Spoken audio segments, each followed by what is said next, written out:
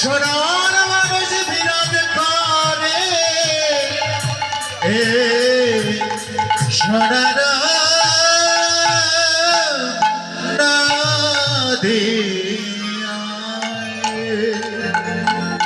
কি বলছেন গোমা?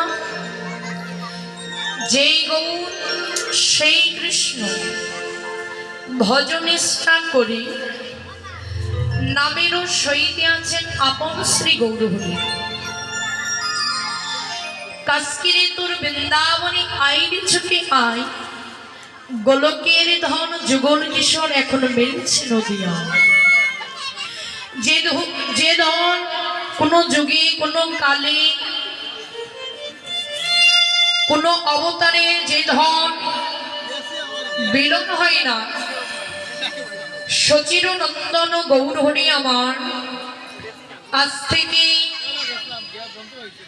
5.5 বছর আগে, ভাইরা ভালো করে শুনবে, আজ থেকে 5.5 বছর আগে নবদ্বীপের মাটিতে সচী মাতার গর্ভ ভেদ করিয়া জন্ম হন শ্রী চৈতন্য মহাপ্রভু। সেই শ্রী চৈতন্য মহাপ্রভুর জন্ম হয়েছিলেন কোথায় মা? নবদ্বীপের মাঝে। সেই প্রেমদাতা কাঙ্গালের ঠাকুর, যিনি ভক্তাধীন ভগবান, যার কেউ নেই, তার সকল কিছু যিনি, তিনি হচ্ছেন সেই সচির নন্দন গৌরহরি। বাবা, আজকে কোনো অস্ত্র নয়, আজকে কোনো যুদ্ধ নয়, ভগবান কি করেছে? 4টি যুগ, 3 যুগে ভগবান অস্ত্র নিয়ে যুদ্ধ করেছিলেন। কোন কোন যুগে? সত্য, ত্রেতা, দাপর, এই 3 যুগে মহাপ্রভু অস্ত্র নিয়ে যুদ্ধ করেছিলেন।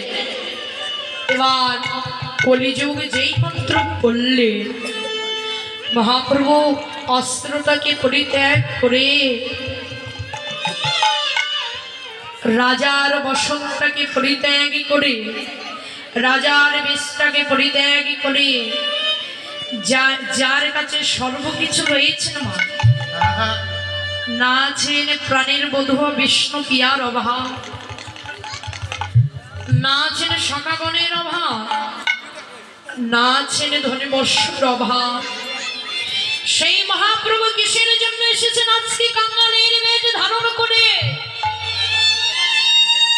মহাজন বলছে সকল কিছু ভগবানের ছিল গো মা, কিন্তু একটি জিনিস ছিল না, সেটি হচ্ছে কি? বলছেন এটি হচ্ছে ভক্ত।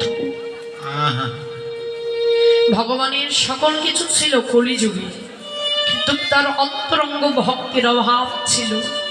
তাই অন্তরঙ্গ ভক্তির অভাবের জন্য শ্রী চৈতন্য মহাপ্রভু আজকে রাজা রাজত্বের সকল কিছু পরিত্যাগ করে কাঙ্গালের বেশ ধারণ করে নদিয়ার মাঝে এসেছেন।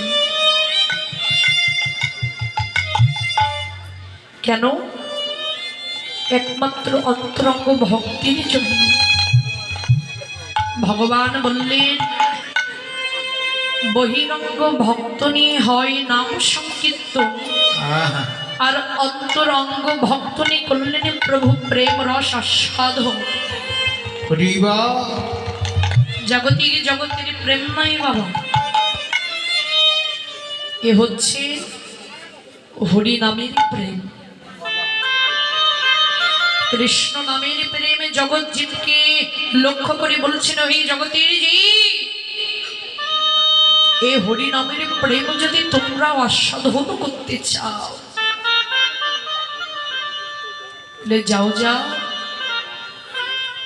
দুটো সাধুগুরু বৈষ্ণবের বাজারে যাও,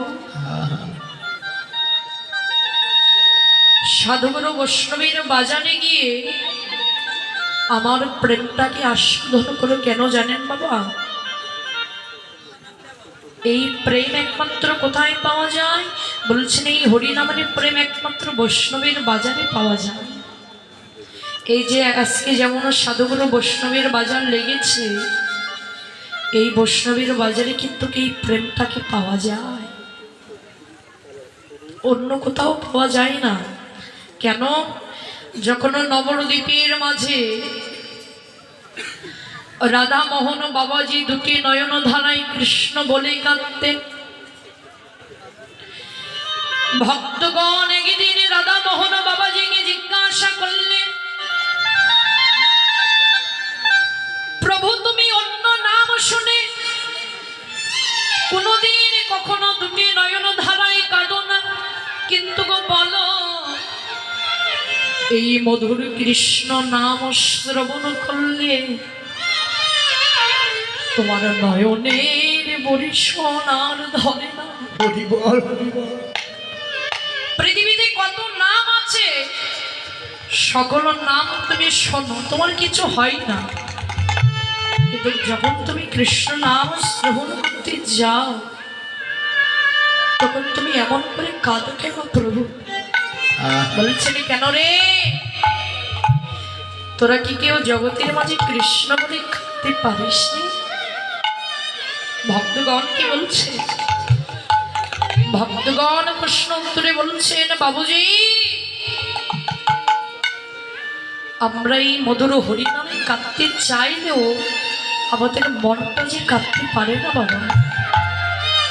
ও মা, আজকের স্ত্রী হারাই গেলেন, পুত্র হারাই গেলেন, 1 বছর নয়তো সর্বোচ্চ 2 বছর আপনি তার জন্য কাঁদবেন, কিন্তু মহাজন বলছেন এই কৃষ্ণ প্রেমটা এমন একটি প্রেম, যত দিন যায়, যত মাস যায়, যত বছর যায়, ততই কৃষ্ণ বলে কাদার পিপাসাটুকু জেগে যায়। রাধা মোহন বাবাজি যখন দুটি নয়ন ধারায় কৃষ্ণ বলে কাঁদতেন, তার নয়নের জল দুটো গামছাতে নিংড়াই দিতে হতো মা, এবার পরীক্ষণে যদি মুছে দিতে হতো, আবার গামছাটুকু নিংড়িয়ে রাধামোহন দাস বাবাজির নয়ন দুটো মুছিয়ে দিতে হতো।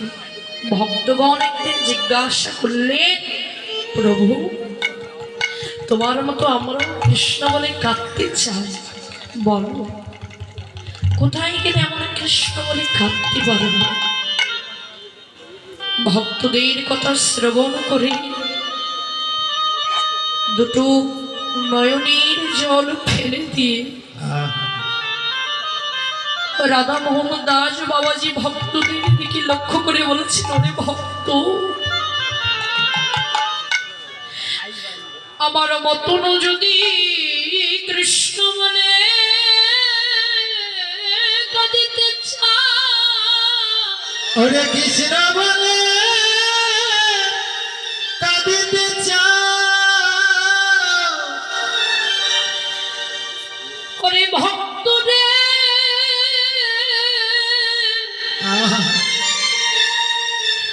ওই মায়ার ঘরে নয়,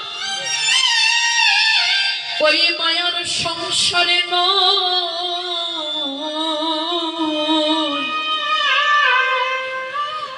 সদ্গুরু বৈষ্ণবের বাজারে যে বসিল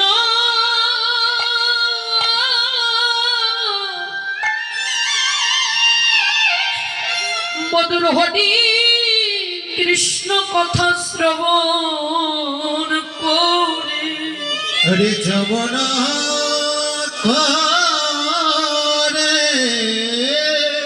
যে বৈষ্ণব একবার নয়ন জলে কৃষ্ণ বলে কাঁদিতে পারে, কাঁদিতে পারে, যাও যাও ওই বৈষ্ণবে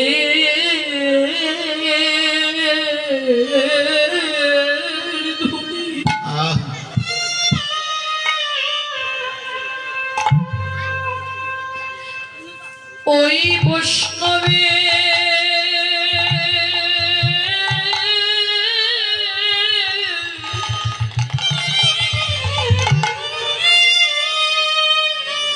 বৈষ্ণবের ধ্বনি অঙ্গে